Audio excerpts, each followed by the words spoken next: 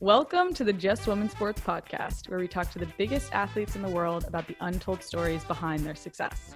I'm Kelley O'Hara, and my guest today is Sam Kerr. Sammy, welcome to the show. Thanks for having me. How you doing? Yeah, good. How are you? I'm good. You just had a birthday. I know, yesterday. I say it's still my birthday. I have a birthday week. Okay, yeah, that's fair. I think having a birthday week is completely acceptable. Yeah, especially when you get older. Like, your birthday's not as, like, exciting, so you need to, like, make it. I'm old now. Getting old. I know. Do you feel older? Yes. Do you? Sad. Well, because everyone, like, when you do, like, in the team, I always used to be, like, the baby of the team, and now I'm, like, towards the front. I'm like, oh, God, I'm old now. Isn't it weird how that happens? I know. You start, like, as the baby and you like it, and then all of a sudden you're, like, towards it's nuts. It goes so quick. It does. It really does. Well, that's a good place to go back to the beginning. We're going to start from where it all started with you, which you were born in Perth, Australia. And most of our listeners, I think, are, based in the US. I think we probably have some international listeners. But Perth is not your typical, like, city that you hear about in Australia. You hear about Sydney, Melbourne, those places, but you're from Perth. So give us a rundown on Perth. Like, how would you describe Perth, Australia? The quiet achiever. We're just like we're just like that state that everyone's like, oh yeah, Perth, but like never pays any attention to. But we're the best state. We're like on the West Coast. We've got the best weather, best beaches, best athletes. Exactly. we like, people always say, oh, Perth's so boring, but we're like, yeah, we love it. Like, it's smaller, it's still a big city. We've got beaches, we've got the surf for people that like that. We've got everything, but it's maybe not as, I guess, buzzing as Melbourne and Sydney, but we like it that way, being from Perth. For sure. A couple great white sharks every now and then. Just a few every now and then. Just get a bit hungry, a bit of a munch. Oh my gosh. That's why I don't surf. Yeah, no, you don't. You're like scared of being in the water, which is so funny because you grew up on the coast of Australia. Yeah, mainly because I'm bad at it, and you just hate doing things that you're really bad at. You're not, it's not like you drowned when you go in water, but yeah. Yeah, I don't swim, but I'm trying to surf, not swim. True. All right, so you grew up in Perth. Did you say the quiet achiever? Yeah, I like that. Yeah, the quiet achiever. That's cute. But you grew up playing Australian rules football. So Aussie football. Yeah. People get you love AFL. It's your favorite thing. When we lived together, you would wake up and be watching the games, freaking out. So how'd you get into AFL or Aussie football? Obviously family ties there, but kind of explain that for us. Yeah, I think it's just one of those things that I was kind of like born into. Like, my dad played, my brother played, all my family played, and where I'm from in Perth is like AFL through and through. Like, football, soccer, like any other sport is like second to AFL. So it's just kind of, I don't even know how to explain it. Like, I can't imagine my life without it, because even still now I get up and watch the games here. I still know all the players in the league. So it's kind of like, I guess, like in America, how people are diehard NFL players. It's like fans. I'm a diehard AFL fan, but when I played it, it was no girls league. So I only played with boys. How old were you when you started playing? Well, they have like this thing, it's called Auskick, and it's like for little kids, and it's like, I used to get so frustrated because you have to stay in your area, and when the ball comes in, then you can go for it. And I used to get really angry because, like, I don't have the patience to stay in a little square. No.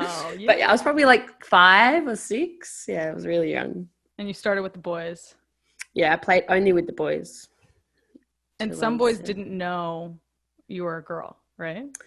No, they didn't, because I looked like a boy. Yeah, my mum used to, I had an auntie that was a hairdresser and she'd just cut my hair however I wanted it. So I'd literally come home from the hairdressers with like blonde tips in my hair, short. Yeah, I was out there as a kid. That's amazing. You're the cutest little boy ever, for sure. Yeah, I was. And apparently one cried when they found out you were a girl. Was that because you were so good? I don't know, maybe, but I still see boys out now and they come up and they're like, man, you used to run rings around us when we were kids. No way. Yeah, they still, and it's cute because like for a guy to say that, it's just funny. But like I played with guys now that I see out and I'm like, how did I ever play against you? Because they're giants now. Totally. Yeah. But now all the boys are pretty, like, it was just, they just treated me like I was a boy and that's what I liked about it. Yeah, that's nice. Would you say that AFL is what you're the biggest fan of, even more than soccer, EPL, or, you know, any sort of league in football? Yeah, 100%. Yeah, like if my team loses, it's like I'm not happy. And like a lot of my friends in Perth go for the like rival team, and we're literally so close that like I'm actually born in Fremantle, which is where the rival team's from, but I don't go for Fremantle. So like all my friends are Freo supporters and like we stir each other, but luckily my team's really good and their team's really bad. So thank goodness, or we'd have a very unhappy Sam. Thank God. And your dad played and your brother was professional. Do you feel like that was basically why you were so into it? It was a family thing.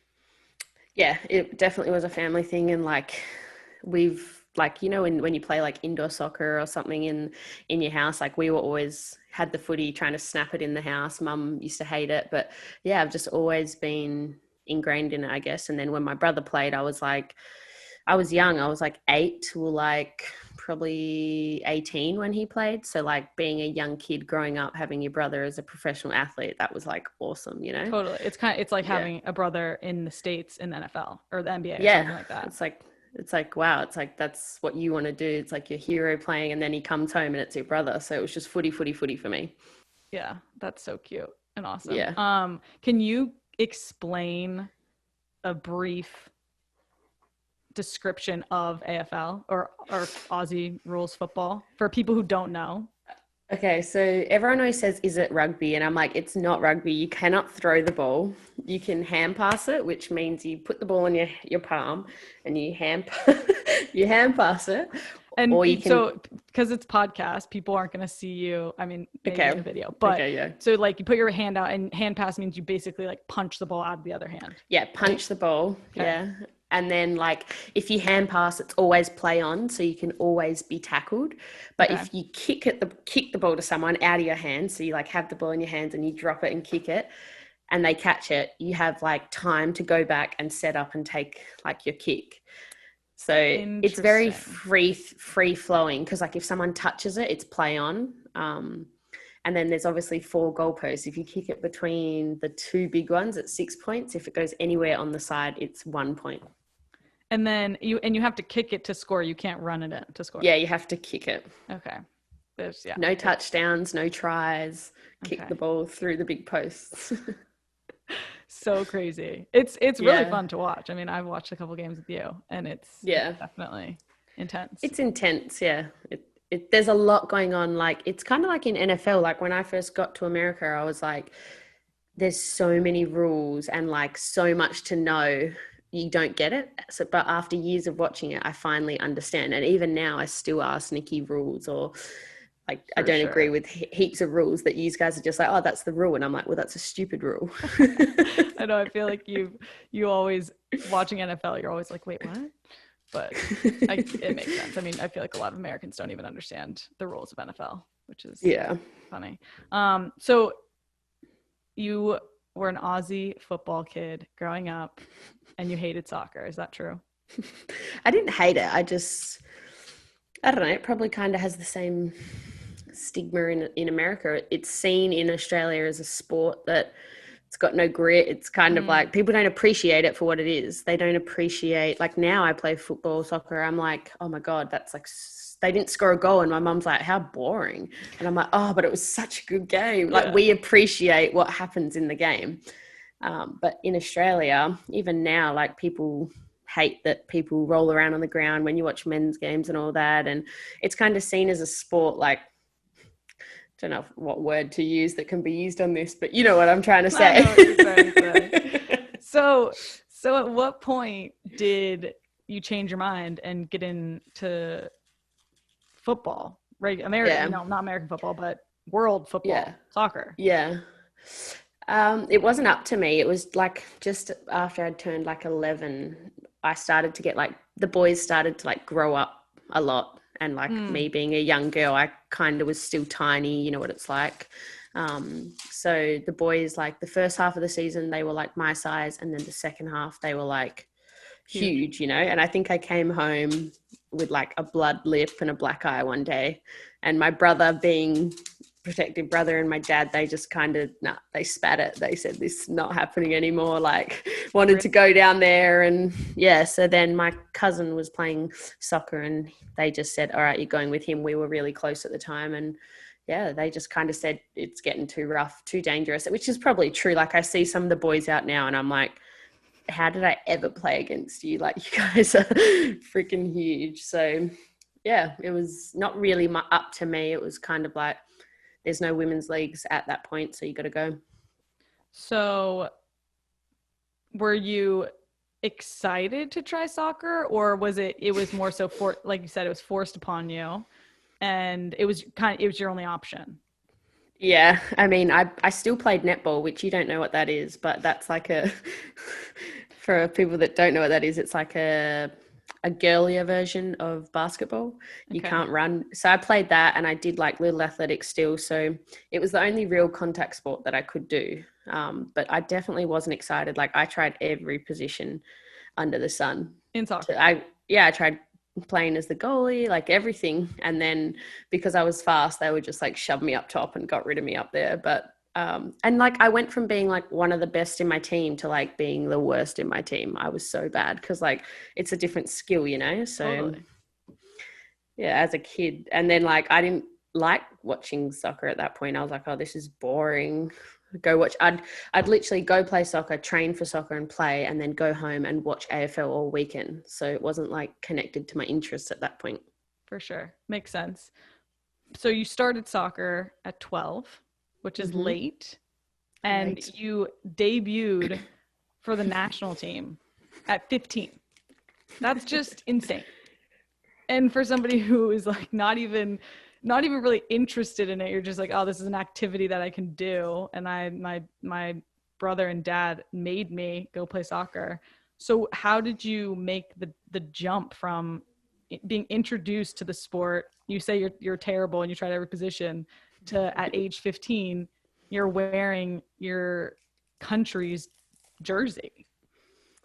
I think it's just, I'm very lucky. I'm very fortunate to have a lot of athleticism, and I think at that time you're slightly athletic, just a little bit. So like at that time, it like, I remember my mum always tells this story, which is like hilarious, but the first time I played in like a full season, one of the national team at the time, like scouts came up to me and said, hi Sam, like we're wanting you to come try out for the national team, the youth team.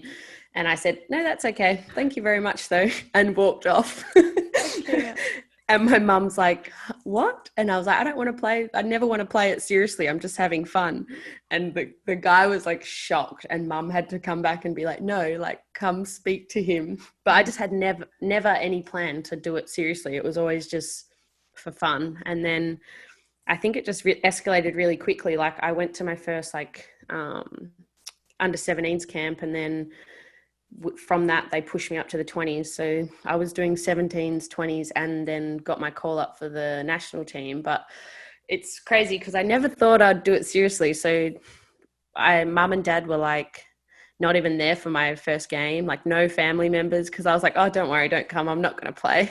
So No not everyone, way. and my mum still like is like, I missed your first game, and I'm like, it's all right. Like I just never thought I was going to play, so told everyone to go home, not come, and yeah.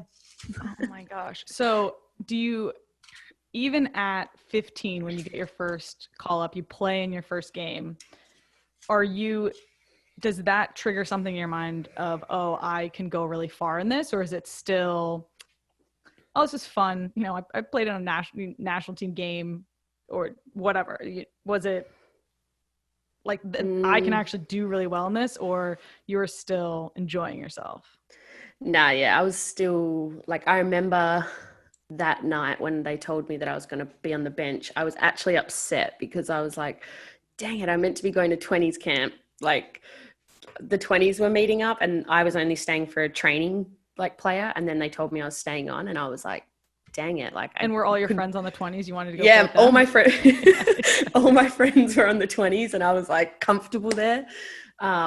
But nah, I like, honestly, like I wish I could redo my like first match over again, because now I watch younger people do it and I'm like, wow, it's like such a moment, and it's so Totally. like cool, and like everyone in the team kind of like really gets behind them, and like I don't ever feel like I had that moment, because like I can't even really remember it. I was so young and so nervous and just like blasé about everything. But I don't really think I got like, I'm going to be serious until I was like 17, when I don't know, it's hard to like, I guess also there wasn't really much for women's football at that time. So now it's like, oh, like we have like so much opportunity, but back then we didn't. So Yeah, it makes sense. I mean, you make your debut at 15, and then you're 16 years old. You go to your first big tournament, the 2010 Asian Cup, with the Matildas. Which, do you want to explain the Matildas? What that is? It's just y'all's name. everyone always asks me that, and I'm like, I don't know what it is. It's just an Aussie thing. Like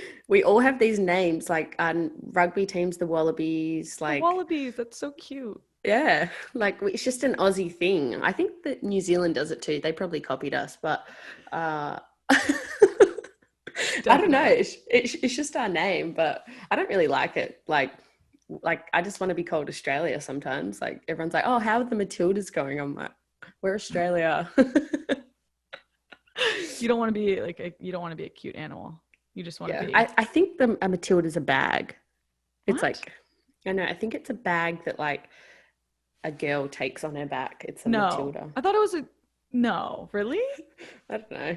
I thought Don't it was a quote. kangaroo. Another name for a kangaroo. Definitely not. You made that up. Oh my gosh, so confusing. All right, well, anyway, you make your debut 15 with the Matildas, 2010 Asian Cup. You're 16. You guys win that tournament. You score in the finals against North Korea. At that point, were you like, oh, this is what I'm meant to do this? No, I wouldn't say I was like, I'm meant to do this, but I was like, this is so cool. Like my first tournament, we win the Asian Cup, first team ever. I was like, I could get used to this. Like, this is cool. Like, and we haven't won anything since. So that was like, well, you have, like, we'll talk about that later. You have. Okay. But like, so the Asian Cup, like I understood how big it was back then, I guess, but now I'm like, wow, what we did was like really amazing, because there was less teams going to the World Cup. Like we were like new to the Asian Federation.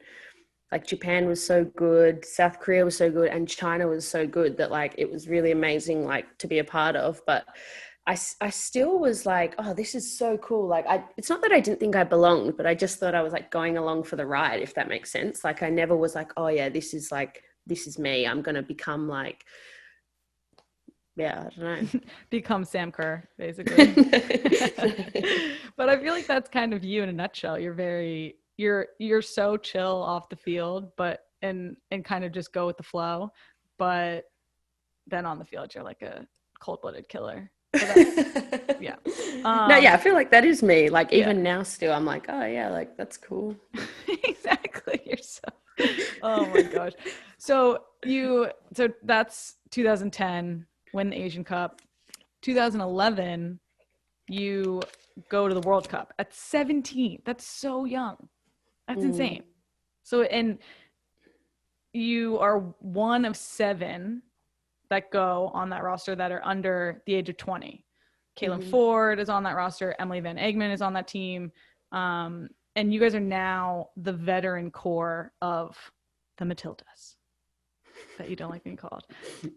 Do you guys think that, well, first of all, when you went to that tournament, you're basically still a kid. So were you, again, still enjoying the ride, or at this point are you like, I have big aspirations? Yeah, I think for me, that was the first moment, like I didn't play as much as I wanted to that World Cup. So I think that was like the first time that I had like disappointment, that like I was like, oh, I actually care. Like, you know, when like something happens and you're like, oh, I don't care. But then when you do care, you're like, why do I care? Totally. And It so like I registers didn't, as something different yeah. to you. Yeah. So like I didn't play as much as I wanted to, or have like a role in the team that I wanted to or knew I could have. So like that was the first time that I was like, okay, like I'm going to do what I can to like be in the team. And that's when it was kind of like changing point for me. Like I do want to be in this team and like push the boundaries with what I can do and what I can give. So I think a little bit of not living up to the expectation that you had, essentially a failure. I mean, going to the World Cup isn't a failure, but in terms of the amount of playing time that you got and the role that you played in the team, that is what triggered, oh, I actually do want this. I want to be successful. I want to go as far as I can. Yeah, I think so. I think like I was just kind of riding the wave of like young kid, no expectations, like having fun. And then like I kind of didn't play as much as I wanted to in that World Cup. And yeah, it was just like, yeah, I just wanted to be there on the field, but I couldn't. So I was like, oh, I obviously care. Makes sense. I think it is interesting how that happens. You don't realize it until something almost bad happens, that you're like, oh, I actually, you know, it's the heartbreak, it's the letdown that makes you realize, oh, my heart's in this. I do really want this pretty badly. Yeah. Like you don't know what you got till it's gone. Ain't that the truth? This young group of players on the team, did you at that point think, oh, like we're going to be the future? Because now you guys make up this core. You guys have built through the years this core veteran group that essentially has brought you to pretty high success on the international stage. Yeah, I think we were I guess we were aware that we were going to be together for a long time. But I think I didn't think like we're going to be the future, but I knew that we would play like big roles. Like people were always saying like we have like the golden generation coming through. So it was always like talked about. But I think it's kind of cool now. Like I was only talking about it when I was at dinner the other night with them. I was like, guys, we've known each other for like a decade now. That's disgusting. Like, like I've spent probably more time with them in the last 10 years than I probably have with my family. Like it's true. It's crazy. So it's really cool to look back on now. We've lost a few, gained a few, like totally. It's been nice. Yeah, you guys have built a solid core on that team. A little intimidating at times. Yeah, it's like we're all like 93, 94, a few 92s in there. That is like core group. Exactly. So you go to the World Cup, you're let down, and then you transition from just playing in Australia in the W-League there, which you were playing for Perth Glory. And then in 2013, you head over to the US for the inaugural season of the NWSL. And what went into that decision for you? Because you're still young at that point. Yeah, I remember the coach that I had like been training with in Australia knew the coach. So it kind of like was lucky by me. Like this coach that I'd been training with knew the head coach, Aaron, at the time at Western New York. And he kind of said to Aaron, like, you got to like look at this young kid, like she's going to be blah, blah, blah, whatever he said. And then Aaron just like said, do you want to come over as like a young player, like kind of to make up the numbers? And like, it kind of gave me that like, oh, young kid again. Whereas like in the national team, it was starting to have like expectations, you know? So for me, it was just like, oh, why wouldn't I? Like, I'd just finished school. Had nothing else going for me. So it was like, let's do it. Like there was no real, it honestly happened within like a week. It was like, okay, let's go. Like no thought really. And you went to Rochester, New York. Yeah, well, actually Buffalo, New York. but Rochester's where we played our games. But I didn't live there. Yeah, it's a long story. What was it like living in a different country? Well, it was my first time ever like living out of home. Yeah. My mum was like so sad that I left, and I was like, why are you so sad? And then I got there and I was like, oh my God, the washing doesn't do itself. And like, where's Roxy?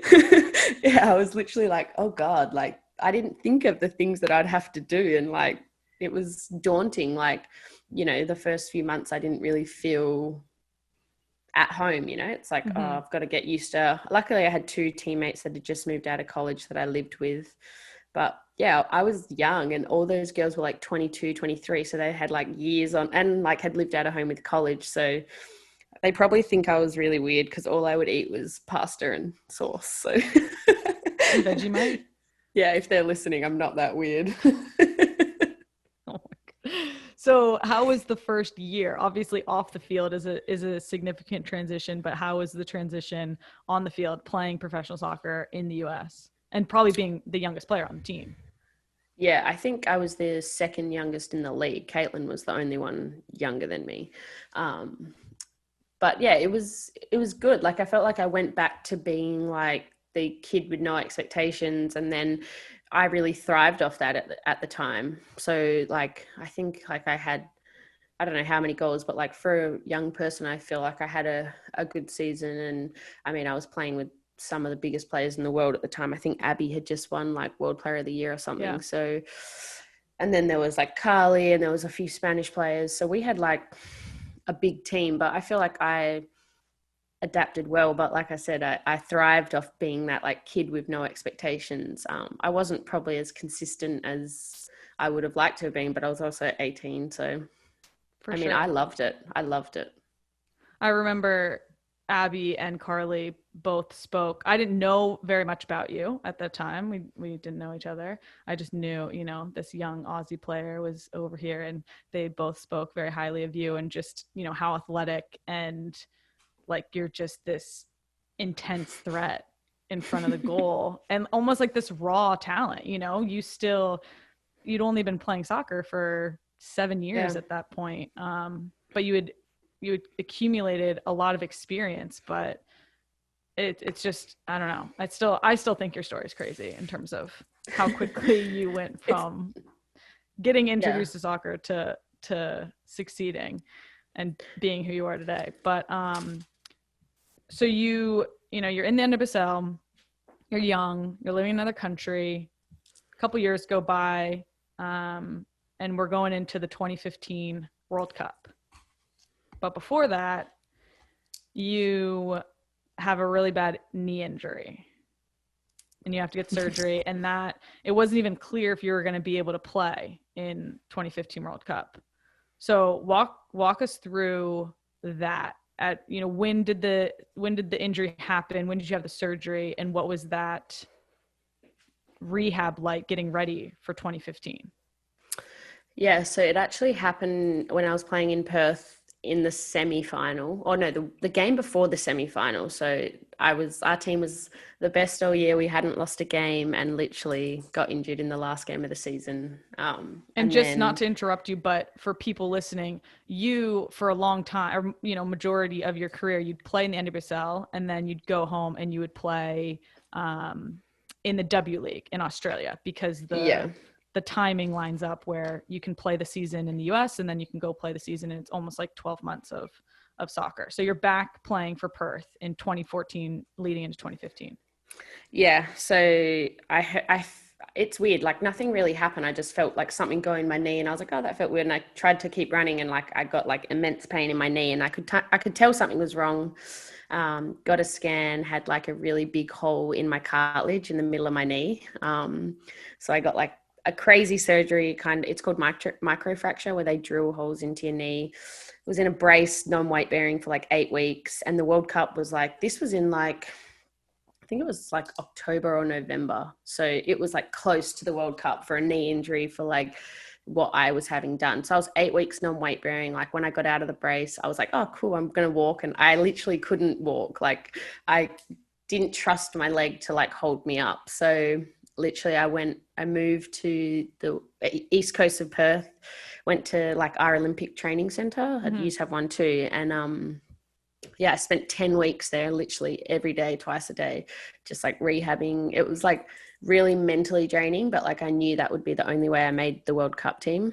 And then, it was like a grind up until I think like 2 weeks before the first game, I played my first like minutes.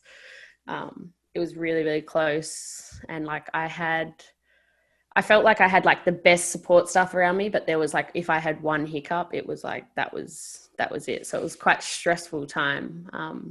And that was your first big serious injury as a professional? Well, I did my ACL before that, but when I was like 17. So like, so you're like, yeah, you know what? This is fun. You know, when you're 17, you don't like, when I was that old, like this was the one that like worried me, because like your cartilage is like, you don't mess around with it. Totally. Whereas like ACLs, I feel like, not that they're not a big injury, but like everyone comes back from ACLs. Like and this injury, like a lot of people said to me, like, if this doesn't work, like we can't just put more cartilage in your knee, like it could not get better. But luckily it did. And and you end up going to the World Cup. Yeah, going to the World Cup. Where was that? Canada. Yeah. You guys played. We played you guys the first game, right? I think. Oh yeah. How could I forget? No, we played you, Nigeria, and Sweden, the group of death, huh? Yeah. Not for you guys. You guys don't care who's in your group. But you do really well in that tournament. You guys go on, you beat Brazil to advance to the quarterfinals, which was a huge game. I still remember watching that game. Yeah. It was, super exciting. And then you end up losing to Japan, which obviously they made it to the finals that year.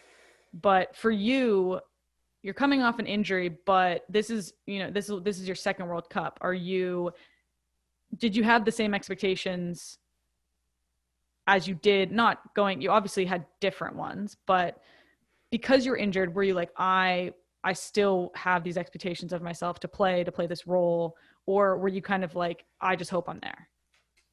No, I was like, in those 4 years, so much had changed. So I was like, I want to have like this massive impact. I had a lot of expectations. I was still playing on the wing, I'm pretty sure. I remember I went up against Krieger from memory. I was playing left wing. So I still hadn't transitioned into the 9, but like I still had massive expectations on myself. And like, it was just, tables had turned completely from 2011 to 2015, that's for sure. So at what point between 2011 and 2015 were you like, all right, I have it. I can do this. I can be Sam Kerr? I don't think I'd had that moment yet. I don't think I'd had like, okay, I've got to get my stuff together. Like I still was like having expectations, like I can be a good player in the in the Matildas. Totally. Like I didn't have like that yet, but that World Cup. That's why I was curious, because I feel like you didn't have that until a year or two later, but we'll get into that. But so you guys lose in the quarters. And after the tournament, you ruptured a ligament in your left foot. When was that? I don't remember that. It was again in the W-League. The World Cup finished in July, went home, went to the NWSL, right? Yeah. Yeah, were you playing for Western New York in 2015? No, it must have been playing for Sky Blue. Were you? I think it was my first year, because I didn't play at all for Sky Blue before the World Cup. Then I came back from the World Cup and I scored my first goal for Sky Blue. I remember it was that's right, because I remember it was a header against Portland. And you because you were rehabbing up through the World Cup. Okay, that makes sense because I didn't remember playing. So you're on Sky Blue at that point. Woo, Sky Blue. Yeah. So you come back, you go, you play, finish out NWSL season, and then go back to W-League, and you get injured again in my first game. Yeah, and another serious injury. Like this injury is no joke. You did your Liz Frank, right? Frank? So this one probably was worse than, I don't know, like than any of my injuries. Like in your foot, like, you've had ankle like surgery. It's like different. It's like you can't do anything if your foot's not okay. Like it's really infuriating. So I ended up having I had like 3 surgeries on it. I didn't ever feel good. I actually lucked out. Like Dr. Stamos actually did some research, found the guy in America that made the plate that was in my foot.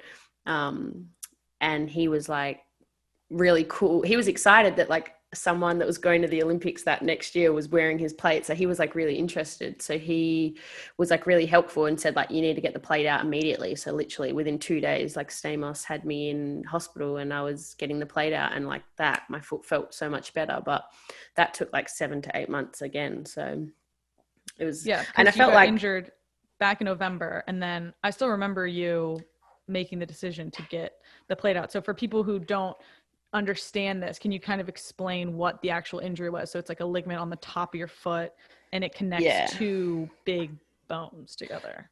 Well, it's called a Liz Frank fracture when you snap the ligament, but no bones break, but the ligament holds all your bones in place in your foot. So when it snapped, like technically all my bones weren't connected. So like the surgeon said when he went in, he like could push my bones around with like a little stick. I hate hearing what surgeons say and do during treatment. He said it was like a car crash, like bones were just like kind of everywhere, and that's what it felt like when I walked around. I was like, oh, something's like not right there. So then I had a plate and 4 screws put in, and then the plate was causing me trouble, so I slowly got the screws taken out, and then the plate just had to come out. So yeah, and then you were off to the races. Yeah, and literally once I got it out, I reckon I played maybe 3 weeks later. I was about to say, it was quick. It was a couple weeks. It was like waiting for the cuts to close up, and that's it. Yeah, which is wild. Would you say this was a low point at your career? I mean, mentally going through 2 major injuries in a span of 12, 14 months is pretty intense. And, it's happening during a time of which for footballers, the World Cup and Olympic years being back to back, it's like the most intense part of the 4-year cycle. So you're having to sit out, you're having to rehab for most of it. But you're able to play in the major tournament. So what was that like mentally for you? Yeah, that was like really, really tough. Like I am like definitely not ashamed to admit it, but like I find like it was like the most difficult point in my like life, not only career. Like when you are like loving something so much, like I love playing football, but I also love being like in a team environment. So I felt like for like 12 months, I was just like totally taken away from the team, and like spent most of my time with like a physio or like on the side of the field. And like that's so frustrating. Like you miss out on so much when you miss like travel days, like not training or like doing recovery together. You miss out on so much. So I felt really secluded from the team. And like anyone who knows me knows that like I'm like a club. That's what I love. Like I love like bantering with the girls. The camaraderie. You love the team environment. So me sitting on the so like I was like very sad, and then at the same time like I couldn't play football, and like I felt like I was missing out on a lot. Like that's like your career. Like I'd missed a year of football, and people were like playing heaps of games, doing heaps of like things that I wish that I could do, but I just was like missing out on so much. So it was really tough, but I feel like it also changed me and like made me appreciate what I have and what I do for a job. And yeah, it was nice. Do you think those injuries made you realize, oh, like I do really want to be on the field doing this, being as successful as possible? Yeah, I think definitely the third one, the foot injury too, because I was like, okay, like I care so much about this. And like when I was watching other people do stuff, I was like, wow, that's so sick. Like that could be me. I could totally do that. And you know, when you like watch people do things and you're like, that's so sick, but then you're also like, that I could do that. Like you're not Well, Sam, not in for like you, I feel like that's pretty not much in like anything a, you were to watch. no, but not in like an arrogant way, in a way that's like, why can't I do that? Like that's I can totally do that, you know. And I knew that when I was coming back from that foot injury, it was like, all right, it's going to be time now. Yeah, it's go time for Sam, which it turns into that, because you guys go to 2016 World Cup. How did you guys do in that tournament? I mean, we lost in the quarters. I think it was quarters. The Olympics. Yeah. Sorry. Yeah, Olympics. Yeah. We lost in the quarters to you, the same as you. We lost in a penalty shootout to Brazil. Got it. That's right. Yeah. So we kind of have this thing with Brazil at the moment where like they beat us, we beat them at major tournaments. Yep. I know you guys always match up. It's like us with Sweden. We're always playing Sweden or we're always playing Japan, and you guys are always playing Brazil. We're always playing Brazil. And I mean, it's obviously cool. Like they have some of the best players in the world. So it's like you want to play the best teams, but it's like, oh, it's always them. Like, can we play someone else? Like, it's so odd how it happens, how the matchups just always, the cards always. Yeah. So we like, I thought we started we lost to or we tied, I don't know, I can't remember, but we didn't start very well, and then we were playing catch up.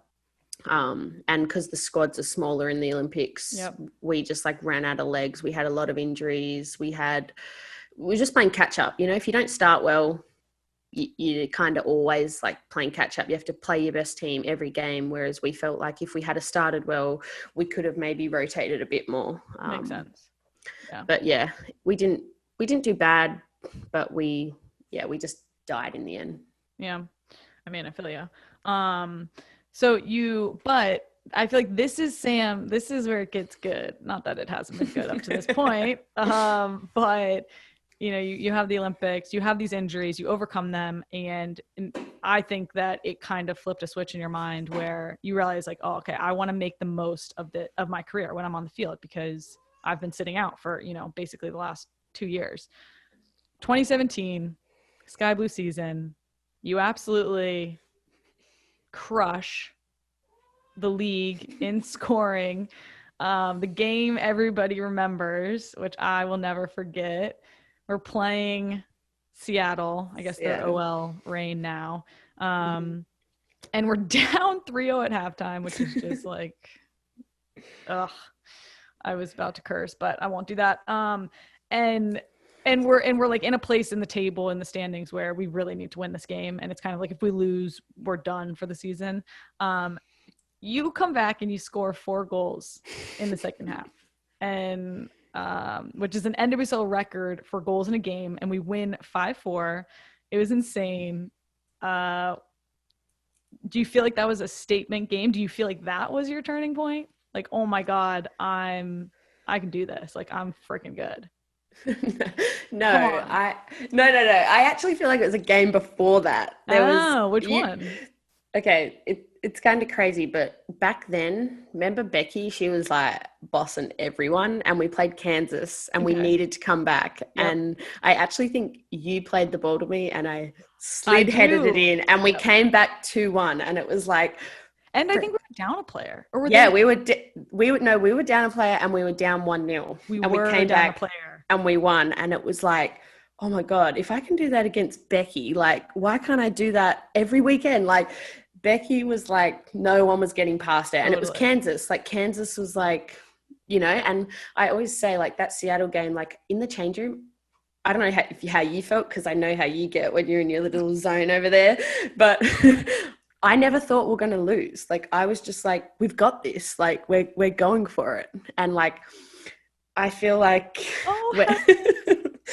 yeah, but, like, that game, like, I was like, yeah, like, that's sick, obviously. But, like, I kind of felt like we could do it. And, like, I knew, like, the Kansas game to me was like, okay, I can do this often. And then playing the Seattle game, I was like, okay, I can really, like, you know, like, it was like it wasn't the moment where I changed my thought. It was like, okay, I realized, like, okay, I can. Yeah, it was kind of like it was building. And like you said, Yeah. I knew that it wasn't just the Seattle rain or the Seattle game that year, because you did it a couple times where it was like, whoa, how did you just had some insane goals. We had some insane comebacks, and you just kind of were able to put your stamp on the game, and you just took over games if we needed you to.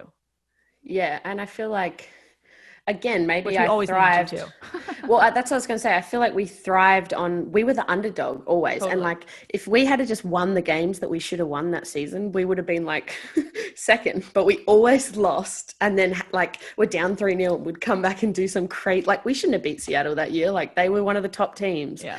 but we did. And like, we would always lose the easy games. So I feel like I thrived off being like the underdog, and like, that was kind of the start of like, okay, you can do it. But like later down the track, obviously I've started to be like, okay, you have to do it without being 3 goals down. True. Like, you need to do it every time, even when you're not the underdog, because you are no longer the underdog. You are Sam Kerr. Like I keep saying this whole interview. But so in that season, you set the league record for goals in a season with 17, which I just is insane. You won what would become your first of 3 golden boots in a row, and then you were also league MVP. So you kind of already touched on it, but do you think that the underdog mentality was a big part of you being so successful and kind of like rising up and having such an insane year? Yeah, I think like that's what kind of Sky Blue was at that point, and that's how our team was. And I think the whole team kind of thrived off it. Like we all kind of got really fired up when like something bad would happen to us, or and I think also because we were a close team, that's what kind of happened. But yeah, I think that was the season where I thrived on being the underdog, or the nobody really. Like I was like I said, I would watch people do it and I was like, I can do that. Like why aren't I doing it, you know? Yeah, I feel like that's your secret sauce. You're like, I can do that. But also, I'd just like to add that's the year that we were housemates. So I think that probably contributed to your success. Yeah, I will say I probably haven't got any nice little sliding headers in since that season. Like, come on, Kev, you used to give some good balls from right back there. Listen, I know how to drop them in the box. I just need somebody who has springs in their feet to finish them. And yeah, you score with your head like you score with you score with your feet. But also we had matching beach cruisers. I'd like to add. I think that contributed to it as well. Yeah, 100. Yeah, like off-field life is just as important. It's good times. We had good times. But then not just in pro league, but with national team for the Matildas. You said you haven't won a tournament since 2010 Asian Cup, but you guys won the US tournament of nations, and you beat us, you beat Japan, and you beat your best friends Brazil. And in the Brazil game you scored a hat trick. No, you scored a hat trick against Japan, and then you scored against Brazil, and you guys beat them 6-1. So I feel like that was maybe not, I mean, it kind of coincides with like you arriving, if you want to call it that, but also Matildas putting their stamp on international soccer, being like, yeah, we're here to compete, and we're going to be a team that you don't want to go up against. Yeah, I think I should probably add the Sky Blue season is the first season I played as the 9 too, which I felt like I found my position. That's like true. I found where I was playing. And then I feel like I'd always just done well for my club or been like here and there, but national team, I think I'd played like 40 games and had like 18 goals. And then like I hadn't really ever showed up for the national team, and like I did a lot of work with like a psychologist about like sports psych, like getting in the zone, like what I do at club, trying to bring that to national team, and like kind of figured it out that what I do at club is just like be who I am. And like when I come into national team, I'm like so tense and like, so I just tried to like, I remember the night before the game, we did like lots of work before the Japan game. And then like I went out there and I scored my first ever hat trick for the national team. So I was like, oh, this is so good. And then like literally just after that, that's like all I needed is like one game to like reinforce, like just be yourself, just be who you are. And then yeah, just kind of went from there and started scoring. Yeah, exactly. I remember watching that Japan game. I was just like, oh my God, what is happening? This girl is on fire. She can't be stopped. Do you think that there was this positive reinforcement of working with a sports psych and then seeing the success on the field? Yeah, for sure. Because like I'm someone that doesn't really believe in all that stuff, and just like, oh, like I don't, no, I wouldn't say believe in it, but I've never like focused on it because I've just always been like happy go lucky, whatever. But for me to like do like spend some time on like how my brain thinks and what I'd like take notice of, and like your thoughts are like crazy in a game. So like it was just really interesting to like just focus on what I could control rather than everything else going on. Because like I'm so like, I have the patience of a pea, so like a I know, I was bird about to flies say, over in the game. yeah, you're not a head case in sometimes or some, situations, but I feel like you learning how to control your thoughts and your emotions is a maturity piece that, obviously has helped you become super successful, which maybe was something that was lacking in the past. Yeah, and I still think it's probably the part of my game that I have to work most on, because like I'm an emotional person, and like that's just who I am. It will never change, but like it's just something that, yeah, I've got to work on constantly rather than just like let it be there, because I feel like that's just what's really important to me. And it is a hard thing. Like everyone's like, oh, just relax. And I'm like, yeah, but do you know how hard that is sometimes? Like just to relax, like, Do you know what's going on in my mind? do you know what I'm thinking about? I don't think so. Oh my gosh. So what I loved about, 2017 happens, you blow up. Like I just loved seeing you thrive, getting the respect that you deserved on the, not only in the NWSL, but then on the international stage. And you become a household name at that point. And this is kind of like the beginning of your explosion, and which was awesome to watch, because I feel like I saw it like building, and I was like, oh, Sam, like you deserve all of the success, all of the attention that you've got kind of, or you've received since then, because you continue to build, or you've been building, ever since, I mean, I guess since you were 12, but that was kind of your breakout year. And I got to watch it up close and personal, which was pretty cool. So, and also I would say that this coincided with, again, Matilda's doing really well, but then the recognition of women's football in Australia. You guys hosted some games, you got some really big crowds. What was that like for you? Was that kind of like, oh, you look back on your childhood and you finally are getting, soccer's getting the respect and the attention it deserves in Australia? But I think that's a lot because of you. Like you built that, which is really cool. Yeah, I think that like those games we had, I think again it was against Brazil. Yeah. We played Brazil at home, and like, whenever we would play in a big crowd, it was always an away game. It was normally against you Yep. or Brazil. Like it was always an away game, and it was like so cool to like go out there and play in front of a big crowd and like kind of be the underdog. But this time it was like I remember we were walking out to like the warm up, and like girls were like really emotional. Like we had like 17,000 people. Like we always joke because like friends and family seen people like jumping the fence, and like security guards just letting like 10 people in on one ticket. So we always, and there was like these hills, so it said 17,000, but we're like there was way more than 17,000 in there. But yeah, it was just like an emotional time, because it was like, wow, like this is the moment where like people were starting to pay attention and starting to want to come see us and come see individual athletes. Mm-hmm.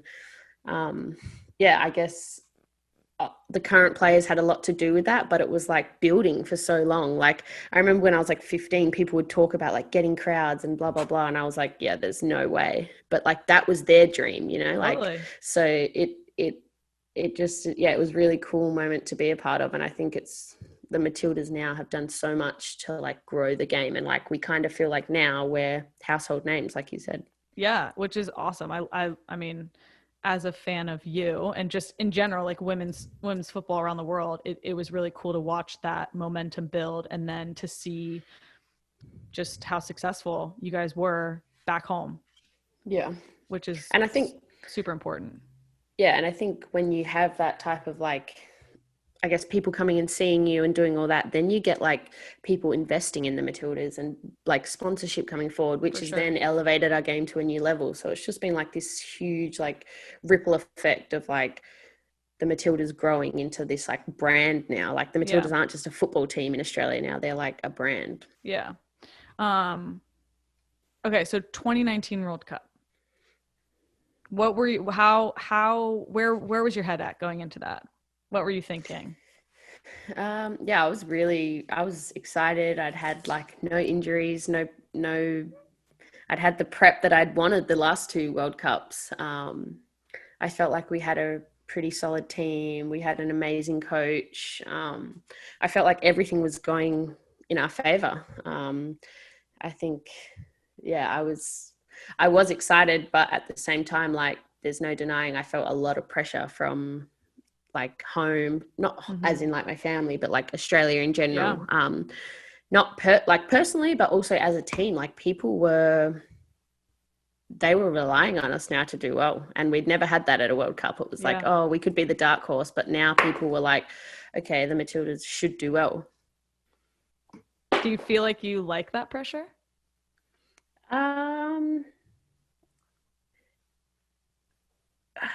Yes and no. Like, no, I would say no, as in we're so used to being the underdog, and that's what we're built on. Like one of our slogans is like never say die. It's like we're the underdog, people write us off, and it's like we keep going. Yes, as in like I love, like, you want to be the favorite, you want to go out there, but I think that the team and myself are so used to like that other mentality. So it was a learning curve for like myself and the team. So I would say yes and no. Like it wasn't what we're used to, but I also love to prove people wrong and kind of, I don't know. Tough Do you one. think that for you guys to be super successful on, get as high as you want to get on the international stage, you think that it's going to have to be like a cultural shift within the team to be like, okay, we're no longer the underdogs, we're really freaking good, and we need to accept this pressure for what it is and these expectations for what it is, and not just be like, oh, if we win, like we're gonna win, but if we win, like we were the underdogs, does that make sense? Yeah, like if we won, it was like, oh my god, it was a robbery. Like call the police. I definitely think so, but I also think like it's just like there's so many like cultural things. Like we used to normally always just have like 11 players that could start and like get on the field, and it was like everyone else was just happy to kind of like be there. But like I think the culture, like it needs to change now, where everyone's like, I want to be on that team. And that's what makes a great team, is like not the 11 that play, it's like the 23.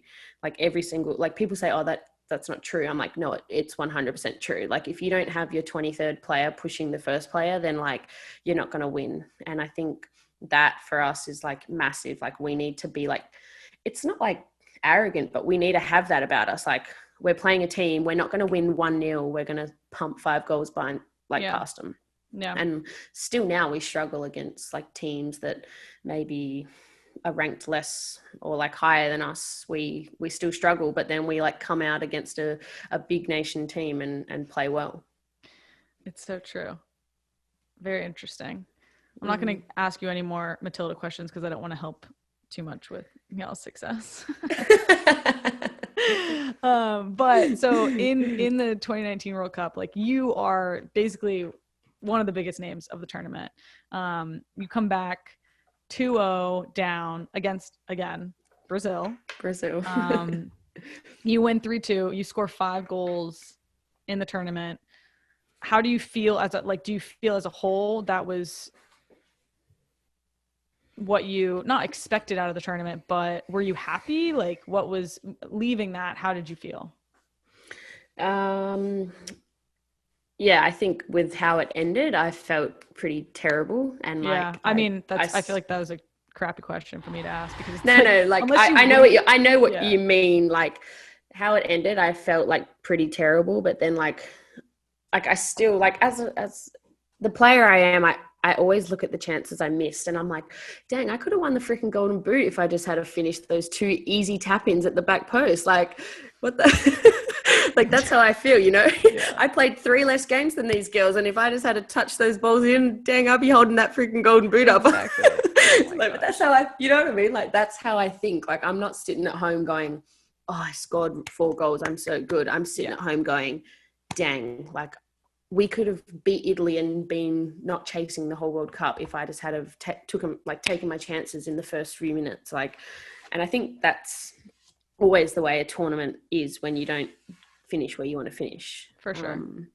So looking back now, I'm like, I scored my first World Cup goal. I scored whatever. So I'm like, oh, it was nice, but I'm not like that. I think of, it's like, even when I score, sometimes I'm like, frick, I scored a hat trick. I could have had 5. Like, that's how that's how I think. Yeah, that's how I think. I'm like, oh my God, when I scored 17, I'm like, imagine if I just had scored all those tap-ins. I could have had the record at 25. I mean, you're not wrong about that. Yeah. Oh my gosh. Well, you come back. So you said you felt terrible leaving that tournament, but you come back. Pretty sure you score. Do you score a hat trick in the game, in the first NWSL game you come back to? Yeah. I feel like that just shows the type of player you are and the mentality that you have. Like, you left that World Cup being like, well, I freaking should have tapped in 5 more goals, won the golden boot. So you come back, you score a hat trick, and then you also get your second MVP and you get golden boot again. So do you think you kind of like returned to the NWSL and had a chip on your shoulder and were like, man, I didn't do what I wanted exactly to do in the World Cup. Like, I'm gonna do what I need to do here.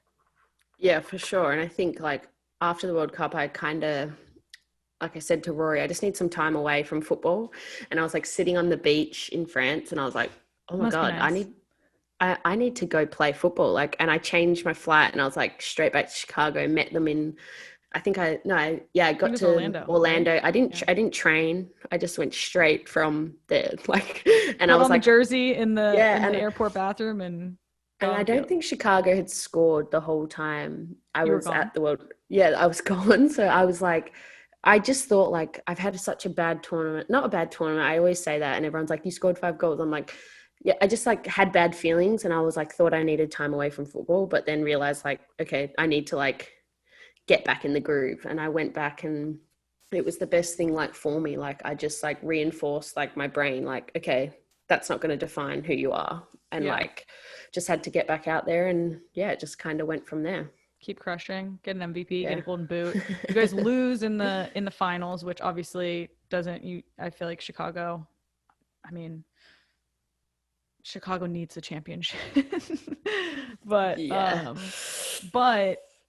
post NWSL season, there's rumors flying around. I think I texted you, yo, you going to Europe? What are you doing? You're like, I don't know. And then you sign with Chelsea. So what went into that decision? Yeah, lots honestly went into it.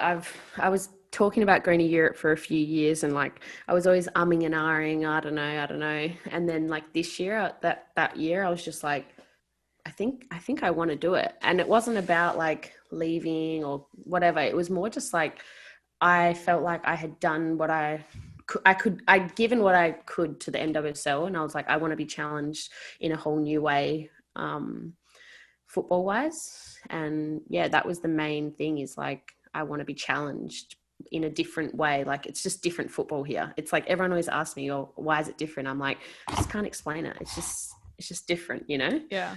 And like, I can see that like in little things, like my GPS is different, like the trainings we do, like everything is just so different.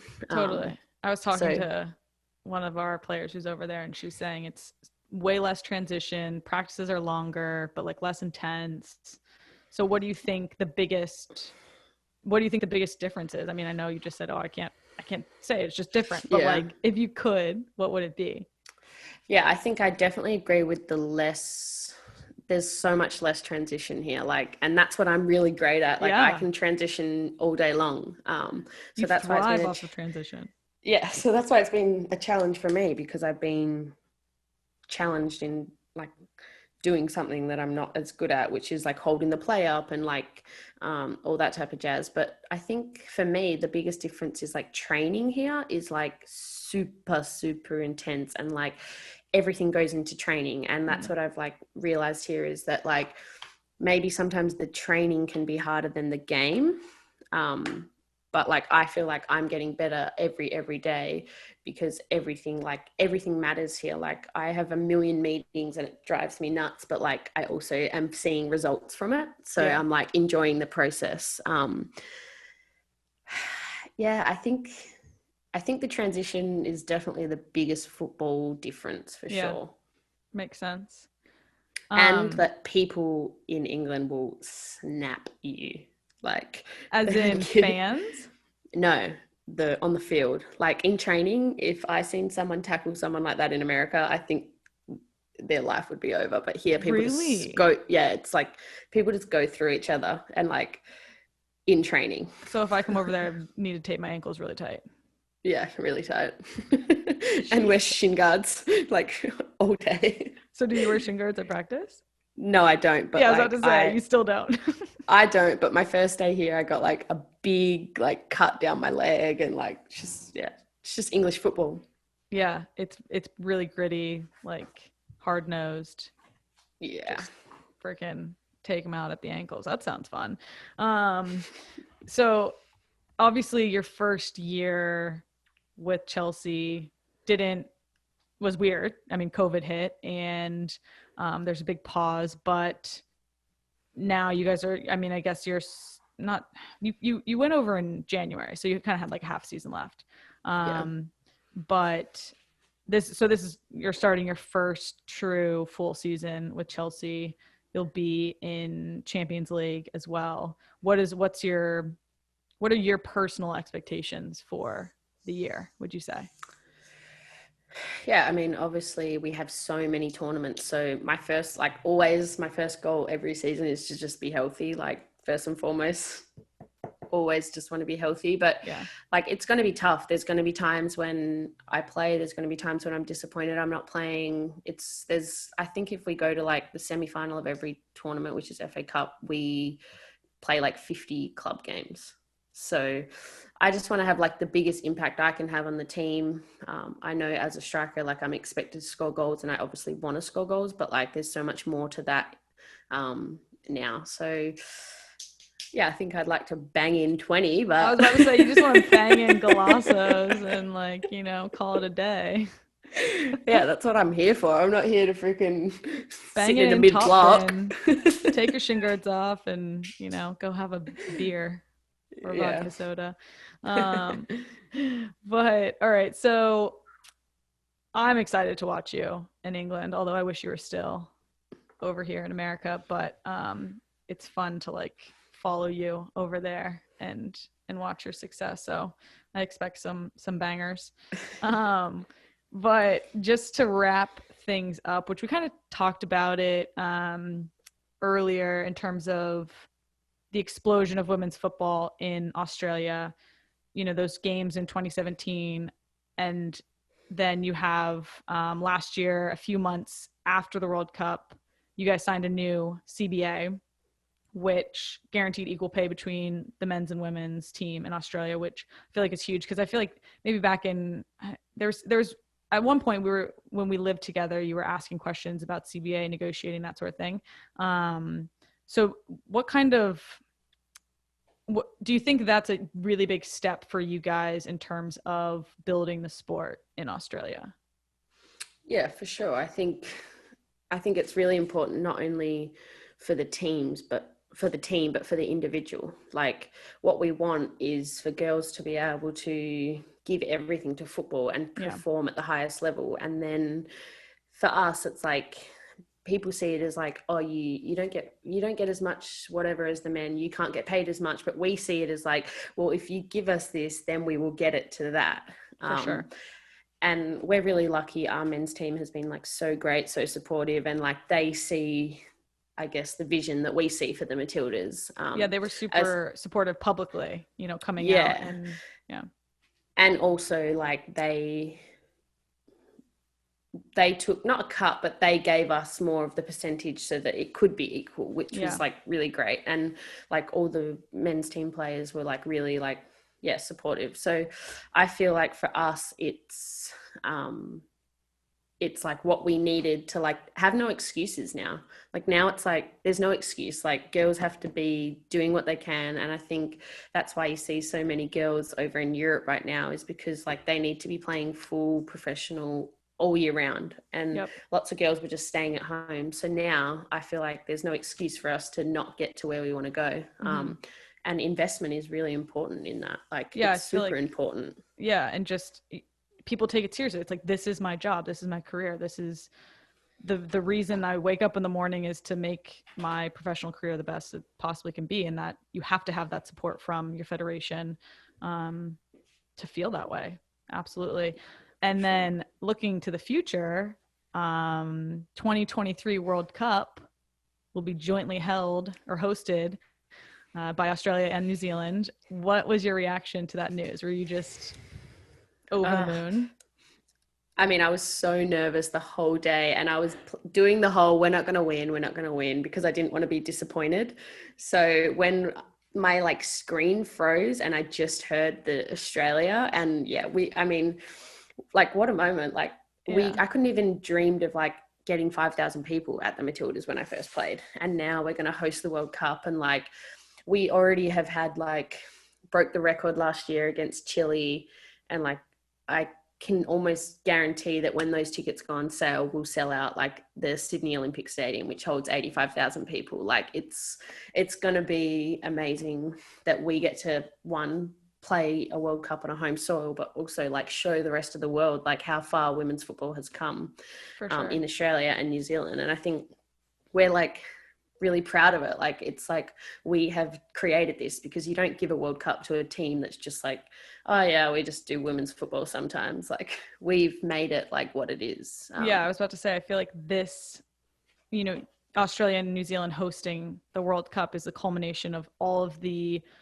effort and time and just success that you guys have brought the team through the years. And like you are that core part of it, like you built this team, this federation essentially, and now you guys get to host the World Cup, which is such a cool, I don't know, like not endpoint, but just like I can't imagine it. Like I'm like, I actually can't imagine it. Like I'm not gonna have to sit on a plane for 20 hours to get somewhere. Like everyone else is gonna have to sit in a plane for 20 hours and feel what you feel. Think about their game. Like they're gonna sit on that plane for 20 hours and think about all the bad things they've done in football.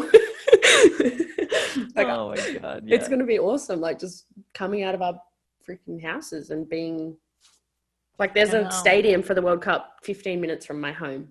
That's so cool. That's so exciting. I can't wait to come over and hang out. Yeah, you better come. Great whites. Yeah, exactly. Bring your boards. Right, so what? Bring your boards. Bring your boards. I'll be like, oh, can I pack my boots and my boards? Thanks. All right, so just to finish up, we do repeat questions at the end. So they say, work hard, get lucky. How much of your success is predicated on luck? Do you want my answer or what my friends would say? Both.